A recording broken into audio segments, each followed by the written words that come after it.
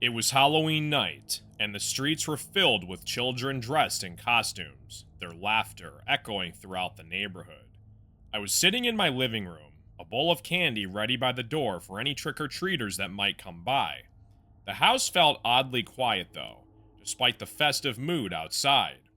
I had left the TV on, but the muffled sound of the show playing in the background did little to break the eerie stillness that seemed to settle inside the house.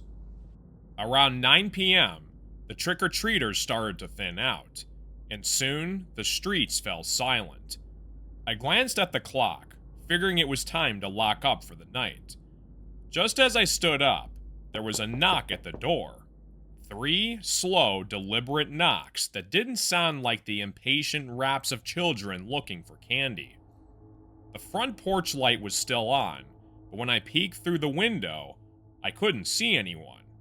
Just the shadowy street and the faint glow of a street lamp. Figuring it might be some late-night pranksters, I opened the door a crack and called out, "Hello? Trick or treat?" No answer. The cold autumn air seeped into the house, and I shivered. Then, just as I was about to close the door, I saw him, standing at the far edge of the porch, barely visible in the dim light. A man, tall and thin, dressed in an old-fashioned black coat and a wide-brimmed hat that cast a shadow over his face. "Can I help you?" He didn't move. He just stood there, as if waiting for something. "Look, if this is a joke, it's not funny. I think you should leave now." Still nothing.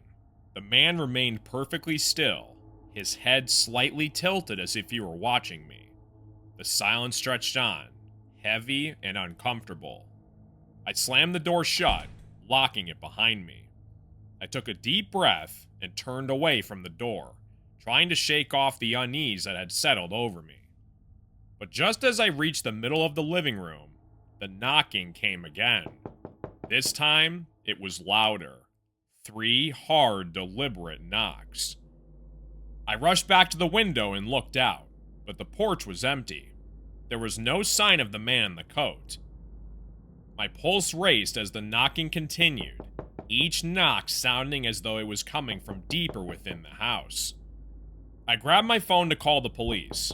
My hands were shaking as I dialed, but before I could hit send, the knocking stopped. I froze, listening. For a moment, there was nothing but the eerie silence that had taken over the house. Then, all of a sudden, I heard footsteps coming upstairs inside of my house. I hadn't been upstairs all evening.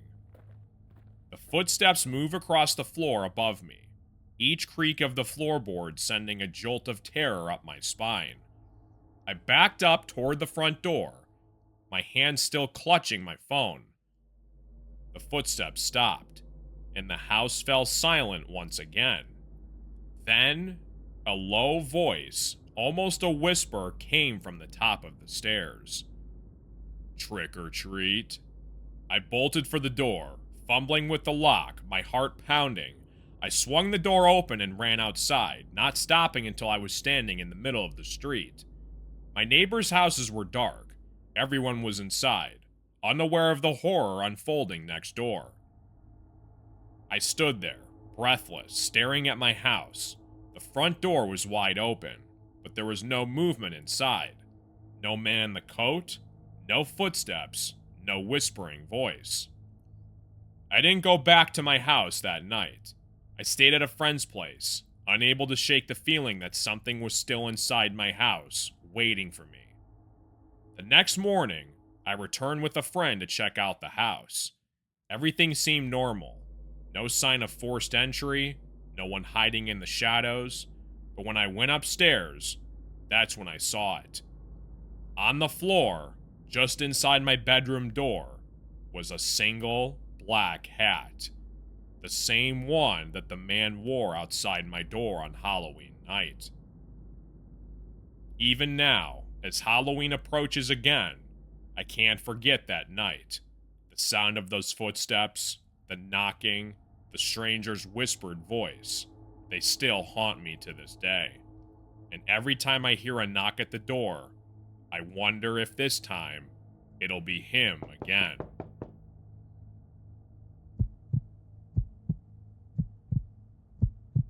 It was the last Halloween I planned to spend in my childhood home. After my parents passed away, the house had felt too big, too empty. I had put it up for sale, and someone was moving in at the end of the month. This was my final night on Sycamore Street, and I decided to give out candy one last time, just like when I was a kid. The night had started off busy, with kids in costumes flooding the street, running from house to house. My front porch was decorated with a few carved pumpkins and a skeleton hung from the front door. I even played some eerie music from a small speaker in the window. By 10 o'clock, the crowd had thinned. Most of the houses had gone dark, but a few stragglers were still making their rounds. I decided to stay out for a bit longer, finishing off the candy I had left in my bowl. There was always that one last group of kids who showed up after most people had already gone to bed, and I wanted to be ready. Just as I was about to head inside, a boy appeared at the end of my driveway. He was alone, no costume, just a hooded sweatshirt that obscured his face. He walked slowly, almost cautiously, up the path toward the front porch. "Hey there, trick or treat," I said, holding out my bowl. The boy didn't respond. He just stood there, his hands in his pockets, staring at me from beneath the hood. Something about him made me uneasy. There was a stiffness in the way he held himself, and the longer he stood there, the more uncomfortable I felt. "You want some candy?" Finally, he spoke, his voice low and almost mechanical. "Not here for candy." I frowned. "What are you here for, then?" The boy didn't answer. He just lifted his head slightly, enough for me to see his face, but it wasn't a face I recognized. His skin was pale, almost sickly, and his eyes seemed too wide, too hollow. Something about him was terribly off. "I used to live here. A long time ago." A chill ran down my spine. This house I had lived in had been in my family for decades, long before I was even born. No one else had ever lived here. "I don't think that's possible. My family has owned this house for generations," I said to the little boy. He tilted his head, as if trying to figure something out. "No. I lived here before you did." Before. I opened my mouth to speak, but found that I couldn't. My throat tightened. The boy stepped closer towards me, his movements slow and deliberate. "They don't remember me. No one does. But I was here." I took a step back. This had to be some kind of prank. A kid trying to scare me on Halloween night. But his eyes, they were wrong. They were too dark, too empty, like they had seen something they shouldn't have. "You need to leave. This isn't funny." The boy didn't move. "I never left. I'm still here." I slammed the door shut, locking it behind me. My hands were shaking as I fumbled with the deadbolt, my mind racing. I leaned against the door, listening, but there was nothing, no footsteps, no movement. I cautiously peeked through the window. The little boy was still standing in the yard, looking up at my house. His face was pale. But then, slowly, he turned and walked away, disappearing into the darkness at the end of the street. I let out a sigh, as I didn't realize I had been holding. It was just a kid. A weird, creepy kid. But nothing more. A few minutes passed, and the house was quiet. Too quiet. Then, from upstairs inside my house, I heard it. A faint thud, followed by the sound of footsteps. I hadn't been upstairs all night. I was the only one in the house. I stood up slowly and glanced towards the staircase. The footsteps continued, slow and deliberate, as if someone was walking from room to room. I grabbed a flashlight and edged toward the stairs. I took a step forward, then another. The footsteps had stopped, but the air felt thick with something I couldn't explain. Just as I reached the top of the stairs, the temperature dropped. The air was so cold it felt like I had stepped into a freezer. From the corner of the hallway, a shadow moved. I saw him, standing at the far end of the hallway, his hood pulled low, his face pale and gaunt. "You can't stay here," he whispered. His voice echoed in the narrow hallway. "It's mine now." I stumbled backward, nearly tripping over my own feet. I ran down the stairs, and as soon as I reached the front door, I threw it open and fled into the street. I never went back inside my house that night. I called a friend, and by the next morning I had arranged to stay somewhere else until the sale of the house was final. The real estate agent asked me why I had left so suddenly, but I didn't tell her. I didn't tell anyone. But every Halloween, when the night is quiet and the streets are empty, I wonder if the boy is still there, wandering the halls of my old home, waiting for someone to remember him.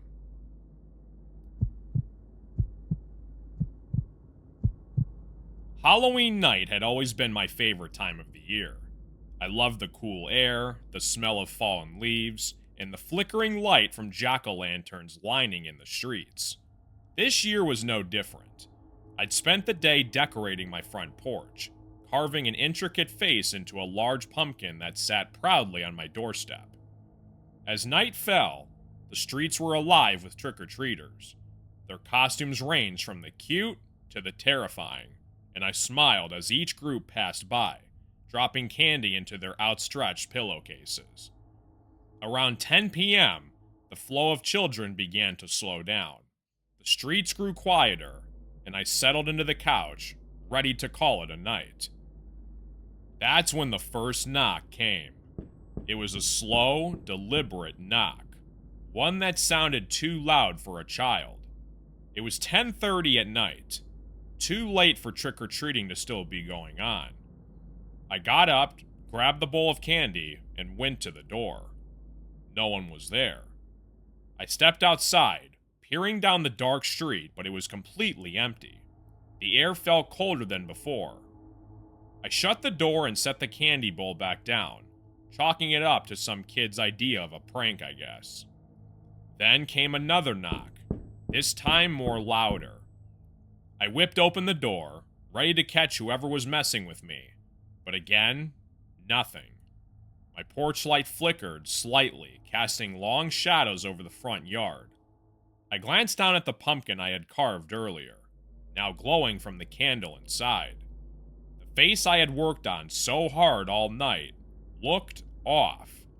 The lines of the mouth, which had been a mischievous grin, seemed to have twisted into a deeper scowl, and the eyes, once playful, looked angry.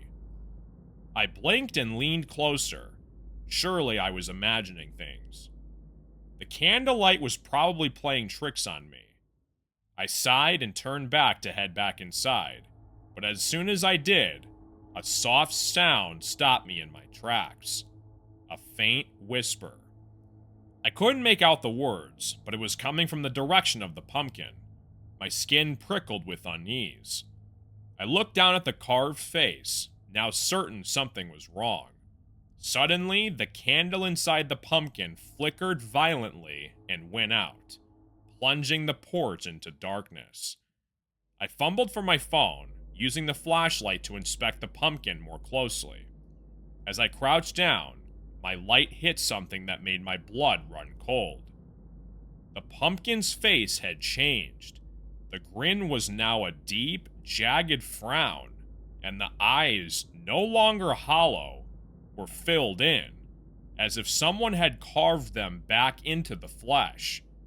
They stared up at me with an intensity that almost felt human. I stumbled backward, dropping my phone. The whispering stopped, replaced by the eerie sound of rustling leaves. The night felt too still, too quiet. I grabbed my phone off the ground and turned to go inside, but just as I reached the door, I heard footsteps behind me. I spun around, my breath catching in my throat. At the very far end of my yard stood a figure. It was barely visible in the darkness, but I could make out its shape. A tall figure was standing at the end of my yard. He just stood there, didn't move, watching me. "Who are you?" No answer. The figure took a single step forward, and I noticed something glinting in his hand. It looked like a knife. I darted inside, slamming the door shut and locking it behind me. My hands were shaking so badly that I could barely hold the phone, trying to call the police. While I waited, I stayed behind the window, peeking through the blinds. The figure was still there, standing at the edge of my yard, holding the knife.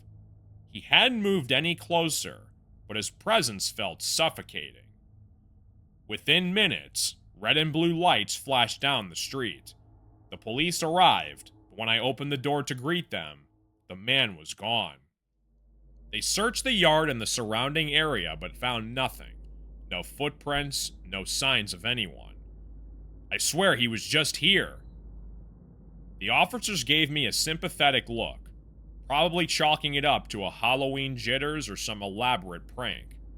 They assured me they'd patrol the area and left me with the uneasy promise that everything was fine.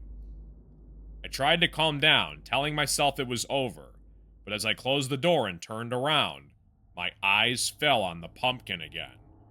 Its face had changed once more. This time, it wasn't a frown or a grin. It was a replica of my face. Since that night, I haven't carved a pumpkin, and every Halloween, I make sure to leave the porch light off. I think I can still hear the faint whispering outside my door. I don't dare to open it, not after what I saw.